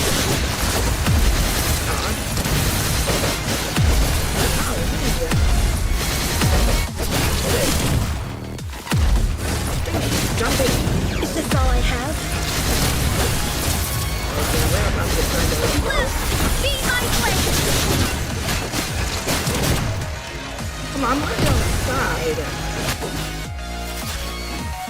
Did we lose? Is that why? Got it, what a naughty thing. Hurry up and finish it off, Lucia. Again, we were holding it. The enemy can easily target us. Okay. Lucia strikes the final blow. Understood. I'll strike the final blow. Hold up. How is the thing still moving? Must be the punishing virus. Records indicate that the virus is rewritten and repaired its host before. Okay. Which just means that our attacks are working. Keep up the good work. I'll send you to your end. Who's there? What I? Shun! My inverter device. Damn it, Riot is going to break free. Be careful, facing right alone. I see. All I remembered was the electronic shackles of Riot that somehow disappeared. I didn't know I was the only one left. But that's okay, I will take on it by myself. Just like what I did last time. Now, Lucia, you have us now. Can't maximize the efficiency to fight alone while there are teammates around. Thank you. I don't have to fight alone anymore. Nothing can break Grey Raven apart.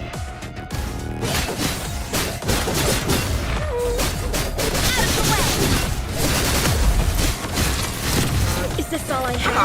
I got that.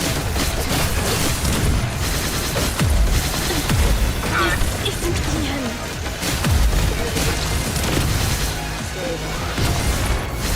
Take this!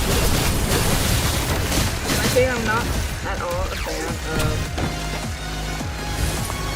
Lucia? Is this all I have? No. I won't forget. Ever. Come on. Come forward.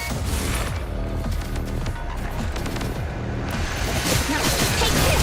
You can't do nothing like Be this. my slave!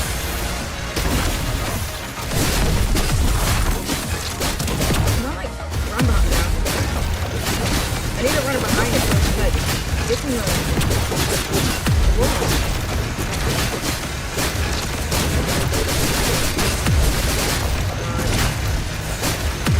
I really cannot do anything.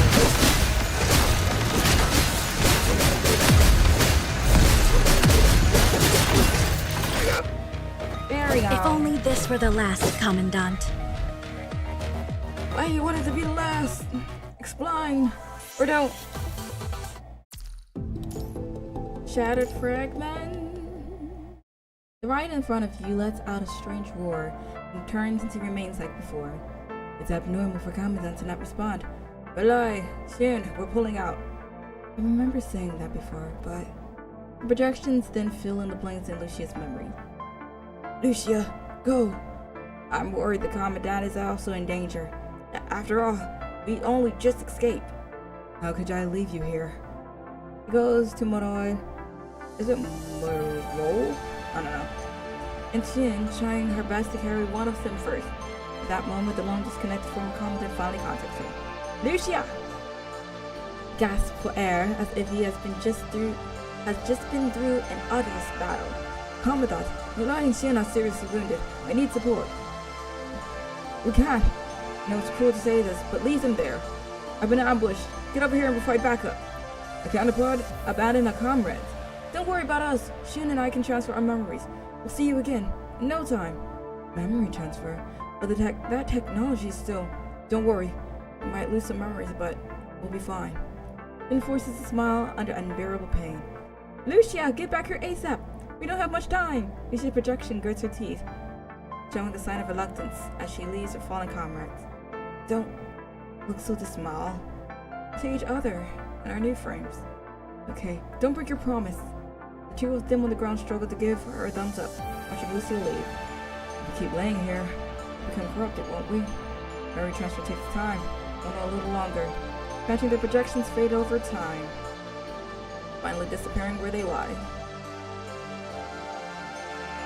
Remember anything? Lucia shakes her head. Even though she saw the projection, she still can't recall any relevant memories data in her MIND. But seeing them there confirms what the Commandant said about the incident. It really did happen here. Austin said. I ain't say nothing. It was all sensei. Now that her frame contains data from Alpha, maybe it's time she has her full memories back. Nicola withheld part of it at first out of concerns, but he believed doing so would benefit our ongoing fight. I read that so wrong. But that only solves our immediate problem. The longer it's held back, the easier Lucia gets lost in confusion and doubt. I believe her bond with the Grey Ravens can keep her from crossing that line. I have sent an access key to your terminal. It allows you to use the sphere of FOS to access Lucia's deep MIND. That's where Alpha's memories are locked. You should know what that means. It's up to you to decide when to use it. Okay. Now that Lucy has accepted the first half of this memory, maybe you can give her permission now. I see you. Just as you try to persuade her, you receive an emergency notification on your comm. Any issues? Nothing so far. I noticed that you've been in the same location for a while now. I was worried you were in danger. We're just having a rest. Alright. But time is of the essence. The red tide is incoming. Evacuate the premises immediately. Bridget should be nearby. Should be able to give you a ride. Now it's not the time. After receiving this information, without further ado, you terminate the call and quickly proceed to the designated entrance. Okay. Absolutely, not worried, not concerned, not scared for our lives, you know. Just like, oh, hey, by the way, we're about to get washed out.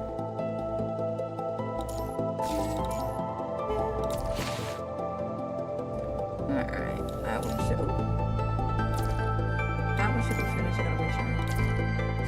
Okay. Cities of fakes. More fake ascension. I don't think we're actually going to end up finishing this. With the surging red tide at their backs, the silhouettes of buildings appear before them. Bridget races the mobile supply vehicle along the winding road. Even though you had grown accustomed to riding in transport crafts to and from Babylonia, the jolting speed of the vehicle was unbearable. Right as you were about to vomit, the vehicle finally comes to a stop. Boss, you're back! We finished setting up the terminals nearby. Alright, we're ready to go as well. After jumping out of the driver's seat, Bridget takes off her sunglasses and smiles brightly. Hey, Commandant, are you alright? Good thing I got you before the red tide did. Hey, why are you covered in sweat? I'm good. Alright, that's good. Here's the results from the support force survey of the area. We found something very interesting. Maybe this is the target we've been looking for. However, with our equipment and abilities, we can't track them more accurately. Fortunately, the red tide doesn't appear to be spreading this far. We'll leave it to you for an in-depth investigation, Grey Ravens. The support force will be responsible for cleaning up the nearby corrupted to ensure that your investigation will not be disturbed. We'll leave it up to them. Bridget waves and salutes sternly. We're on it. Proceed with the investigation. According to the GPR survey results from Bridget, by comparing the coordinate data left by Hokushu with its coverage, our target should be in the bandit city less than 2 kilometers away from here. Lead displays the radar image. Well, hello there, Lost in Start. How you doing? I don't know why that jump scared me. Lead displays the radar imaging topographic data on the holo screen. City 05. Records show that 600,000 residents had to evacuate during the post-pandemic age. After the failure of the central purification filter, since then, it has been left abandoned. I didn't see this coming. There's a huge cavern under the city. Well, it was actually a military underground fort set up in case of a nuclear war. The buildings on the ground level are used as the front. There were never any residents here to begin with. The content of the official report is forged. It's not that it was abandoned. It was never even occupied. Probably didn't expect that the underground fortification set up in response to the war would eventually become a hotbed for the spread of the punishing virus. However, the information obtained through imaging is too little to determine the exact scale of the cavern. At present, the scale is still quite massive. Liv, can you confirm the coordinates of the entrance? Attempting to survey potential routes, but I'm receiving strong electromagnetic interference. After all, it was designed as a military refuge. I won't be surprised, if they installed anti-renaissance measures. Reconnaissance? Ignore me! We speculated that it is likely to be the Ascended space. We need to be fully prepared to infiltrate the enemy's base home. I'm not reading today. I should have took a nap, but I didn't. Oh, anyway. So far, we haven't detected any Ascendance activity that could reveal their whereabouts. If Hakshi's coordinates really do lead us to them, we still haven't ruled out that it might be a trap. That being said, recovering data is well worth the risk. But we still have to find the entrance. He's like, open the door! Open the door! Open the door! This is... Inspect the floor. Look here, Commandant! Looking at the direction Liv is pointing, you see dilapidated high-rises around you. But then, I noticed some peculiar residue on the ground, bearing a resemblance of the red tide. It was devoured. We thought the red tide hadn't reached here. Looks like we were wrong. By the look of this, it appears that the red tide has already been through here. The residue means that you can follow it, since it is the only clue you have at present. It leaves you no option. Confirm the extent of the red tide's expansion. I'll try. Maybe we can find the source of the red tide. I'll leave it to you then. Ew, it's like a little worm just waddling around the place. Following the residue of the red tide all the way to the south of the city, you finally stop in front of a large shopping mall. Looking through a broken window, you see that the mall is vacant. Most shops in the abandoned city preserve the moment of disaster. Goods have been looted, shelves have collapsed, and the glass shattered. However, this mall is eerily empty. No shelves, no entertainment facilities, and no traces of looting. There's only residue from the red tide indicating what has happened. There was a theory I was about to have to where, like, I think it was 1 through 3. There was like, they went through a mall and it was like, oh my gosh, there's stuff here and this reminds me of this and that. But there's just nothing left in here, so I was just like, oh yeah, so we're not, circling around the story. It's just, the story is continuing. The red tide's residue starts here. It appears that it was stored in one place until it circulated on the ground through a water distribution system before breaking out onto the ground level. For people on the surface, it had to have been like a rising tide from the unknown source. You mean this is the source of the red tide? We can't determine if all red tide started here, but it's at least one of the sources. Let's go check on the ground. You all descend a set of stairs leading to the dilapidated parking garage 2 levels underneath the mall.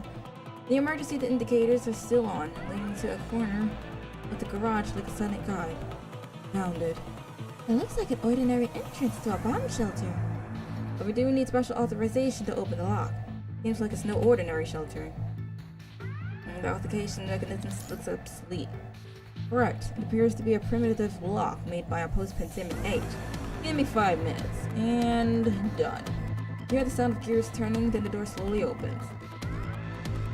Like a safe lock? You see a seemingly ordinary bomb shelter corridor extending into a dark unknown. Prepare to enter. Wait. Lee raises his hand to stop you, then looks at Liv. Liv, what's the punishing virus concentration down below? Readings indicate that the concentration is the same as the surface.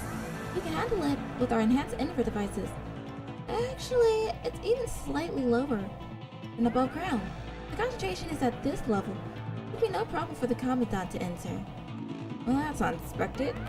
I don't know why, but it seems like they've rolled out the red carpet for us.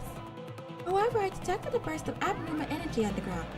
It was just for a split second, but it was incredibly strong. Was it ascendant? This reaction is closer to the hetero creatures we've encountered in the city ruins, but it's on a whole new level. You mean there might be a giant hetero creature down there? Correct. Be careful, everyone. Especially you, Commandant. Don't take off your protective equipment. Do you have enough serums? Yes, we're stocked up. Alright then, proceed with caution. She is like a mom. Did you make sure to get your lunch? Do you have your studies in your notebooks? Did you take your shoes with you, sir? After walking down the corridor for nearly 10 minutes, you finally arrive at a room similar to the entrance of the bomb shelter. Following Lucio's line of sight, you look around to see a full room of corrupted, or rather what used to be corrupted. You can distinguish parts of the corrupted, while others appear to be deliberately crushed. Among all the carnage, the only recognizable parts belong to constructs. The dried up vital fluid and punishing organisms coagulate together.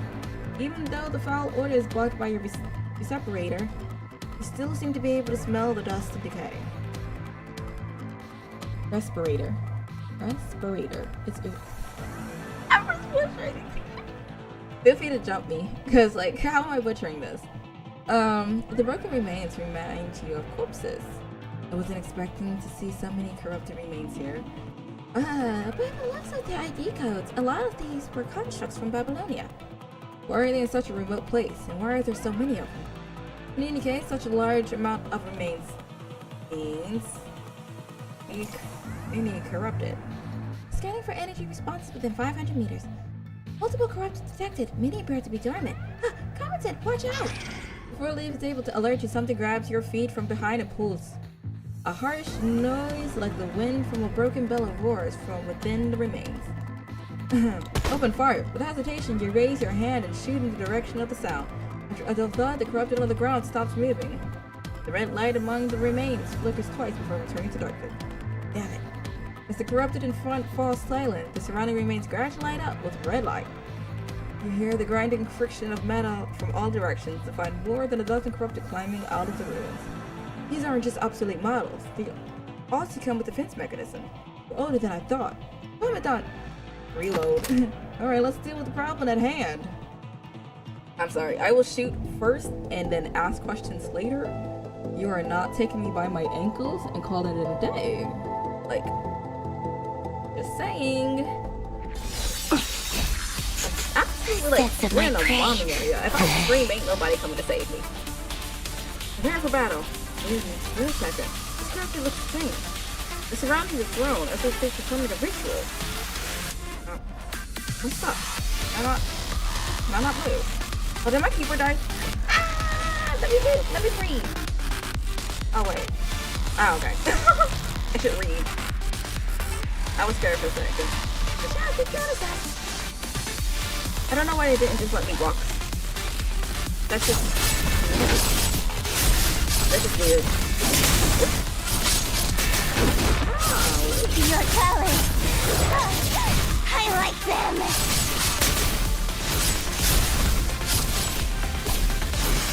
You're very early. Attempted to capture information about the throne with Spear of SOS. Capture successful. Bulletproof solid information. What I gotta say. Meanwhile, let's keep moving. Yeah. Where?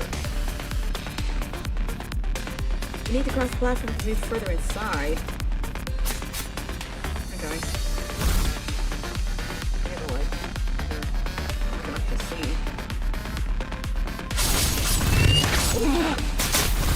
Calm down, boy.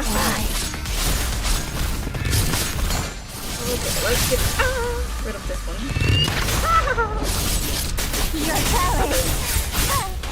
I like them. This is getting like. Lean on my strength.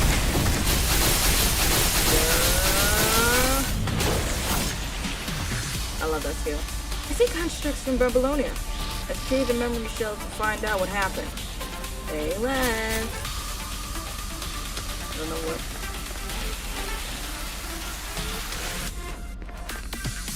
Eyeball this. Or not. Now we should have sufficient data to recreate the projection. What do they have to seen? I don't know. As long as it's not about to jump me.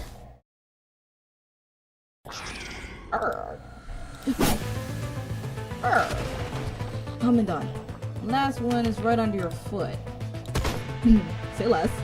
The surrounding area has been cleared out and corrupted. After a sigh of relief, you all begin to investigate your surroundings. The vast underground space outstretches before you with faint red lights flashing all over the place. It looks like a projection facility. Seems like all of the corrupted surrounding the city are produced here. Lucy, what's wrong? Lucy puts away her katana and walks back. The fused tone in her voice echoes throughout the vast empty space. I think I just heard a corrupted say my name. The narrow circuits of the corrupted have long been destroyed by the punishing writers. Maybe you're just hearing things. Or maybe the data collected contains memories from the Babylonia construct, which just so happens to contain data about you. Data? Well, I retrieved data from the memory shows the corrupted we fought in battle just now. Bring it for potential intel. After all, we've reached the source of the red tide.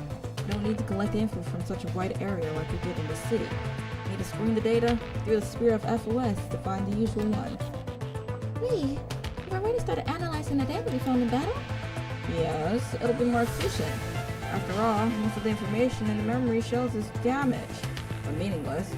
You can't always stop to look at these things. Thankfully, we have the help of the Spirit of FOS. The data collection and analysis speed has increased significantly. He turns the whole screen to you and points to several marked entries of memory data. I break out something interesting from the information extracted. The video of the whole screen plays at double speed and then stops at a pace that leaves mark. Oh my god! Of course it'll be Zesty Boy. Yes, that's right. The spirit of hatred, correct? When these emotions completely occupy your mind, it will be the beginning of your redemption. Babylonia will no longer send rescue teams here. The people you want to protect have already. Are you disappointed with humankind? If you had enough strength, even just a little, you wouldn't have been like this. My guy is trying to convert everyone he sees. I know a place where you can make your wish a reality. You will make the people who betrayed you suffer 100 times more pain than you do now. Are you joking? The gotcha reaches out his feeble hands into the void. One of the alloy bones of his fingertips remain. Their skin had fallen off from all the damage, as if he had used them to dig through the hard earth. Beside him was a big crater from an explosion. The things lying at the bottom of the crater are not projected, indicating that the data is damaged. Well, I can take a guess at what's possibly at the bottom of it, and it's not alive. Roland stands on a rock covered in vital fluid next to the crater as he slowly speaks with a menacing tone and an unconcerned smile. Isn't that good? You no longer have to fear the punishing virus. Instead, let it become the power that can destroy everything within your grasp. Roland raises his hand like a magnificent conductor. The punishing virus wraps around his fingertips and charges towards the construct. Remember these coordinates. Remember these boiling emotions within your mind too. May she become the beacon that guides you to your rebirth. In your rebirth. Oh, look at that. It appears to be a sentient sea of machines. A large number of machines and constructs gather at Luna's feet. Their bodies shine with red light from the corrosive punishing bars. Kneeling down, they shout and scream mechanically like their enthralled apostles, yearning to receive the power of ascension from Luna. How naive. Only by embracing and accepting it are you fit to control the power of the punishing bars. You wish for relief, you have already lost your chance. Roland swings his weapon and the corrupted is quickly split into two halves. Like Gojo! To join the core of the Ascension Network and to bestow Miss Luna's power, you will have to prove yourself. Prove that you are crueler, more dreadful and deadlier than the virus. Only so are you fit to become the owner of the virus. Do you understand? Are you standing on your under? The red current at Luna's fingertips gradually extinguishes. He looks at the mangled construct before him with a tepid gaze. I did it. I've become an ascendant. I can control the punishing bars. I can revive my companions. I can be with them again. Miss Luna, thank you. The enraptured construct bows before Luna. Suddenly, a noticeable change becomes him, and his corruption level rapidly reaches critical. Arrgh! How can this be? But I succeeded! Arrgh! The construct's alarm continuously warns of the danger levels of punishing virus corruption. His eyes eager for the power of the ascendant gets his focus before turning into a deep red from the corruption. Death to humanity. Luna quietly watches everything unfold before her, lowers her gaze and walks away. Another failure. How many have there been? Your preliminary screening is flawed. I don't think that was the case this time. After all, he passed the test. What happens after that is out of my control. The test object is screened by the Ascension Network. Only Miss Luna can grant them Ascension. Are you questioning Miss Luna's judgment as an agent? That's not what I said. Roland raises his hand and retreats in defeat while quietly observing Luna's expression. He remains indifferent as if the two people's arguments have nothing to do with her. Which kinda it doesn't, because they're the one arguing, not her. He looks up at the projection before her in contemplation. The projection shows a picture of a girl with black hair and in the ruins and properly set up with a sword. Even if you become an ascendant, that doesn't mean you become one of our comrades. He frowns in pity at the decapitated, corrupted on the ground. Even if you pass the SNET test, it doesn't mean you're home free. Roland. Yes, Miss Luna. Luna gently tilts her head. Then the corrupted, writhing in agony, stops moving. Lies on the ruins quietly as the red lights fade from his eyes. The pale girl stretches out her hand, really touching the projection of the girl in agony, who is holding an ID card, then folds her hand as if to hide her in the palm of her hand. It's time. Let's bring Lucia home. Whoa. Luna. Seeing Luna's projection, Lucia's hand clenches at her side. In other words, the remains of the corrupted heritage felt results of the SNET test. The corrupted thirst for power and fight for favor, but scream in agony as they lose their minds. Even after the playback is over, their harsh screaming still echoes in their ears. I can't bring myself to imagine what Luna went through to become an ascendant. Lucia, you put your hand on Lucia's shoulder.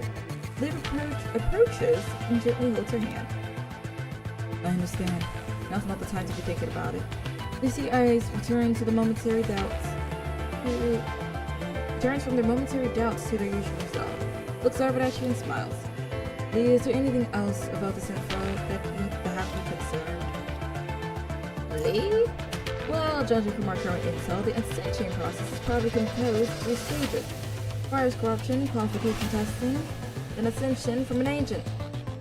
Only Luna, who's an agent, has the ability to ascend individuals corrupted by the punching virus. The question is whether Luna is the only agent. She didn't show me. Well, they don't seem to belong to Luna's forces. You made them ascendants. According to the number of ascendants in our intel and the number of remains here in the ruins, we can estimate a success rate of 0.042%. Seems like it's not so easy to become an ascendant. No wonder Roland is running around trying to find new recruits and sending them here. Nope, I almost made Lee sound like Liv. And we don't know if there are more ascendants left unaccounted for. Remember, the ascendant repeatedly test ascendants. That means that ascendants can revert to corrupted at any point. Revert to corrupted? We don't know exactly what the so-called test means. Anyway, synchronize the data with Babylonia. I'll leave it to you, Liv. Perhaps Luna is hiding here. If my deduction is correct, then you're going to need backup. Got it. Yeah. Yeah. Ooh. I think we're gonna end it right there, though. I'm still iffy about Brody. Brody with the bloody hair. Let's see here. What goodies we got. Very much iffy. I don't know. It's just something about him. It's giving bad vibes. It's giving iffy. It's giving suspicion. It's giving, is he really male? Not bad.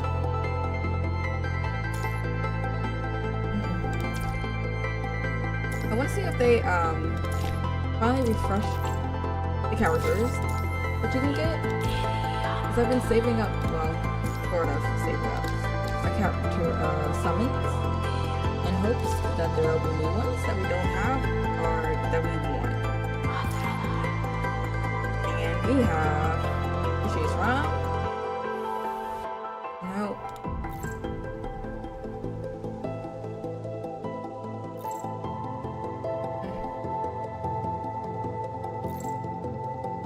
Oh, that's a shame. Still nothing.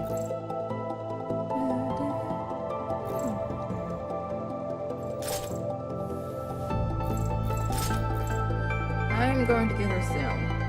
46 or 60, which isn't too bad. I don't know, how long does it take for this thing to refresh? 123 to 202. Ow, got a good amount of time left. Got a good handful amount of time. Oh well. Oh well. It's fine. We should drink more.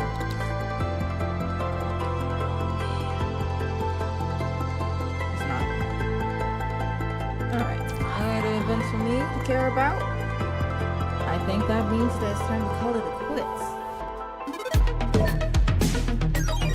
Anyways, honestly, we got through a good handful of it. The only thing is that I didn't realize how long the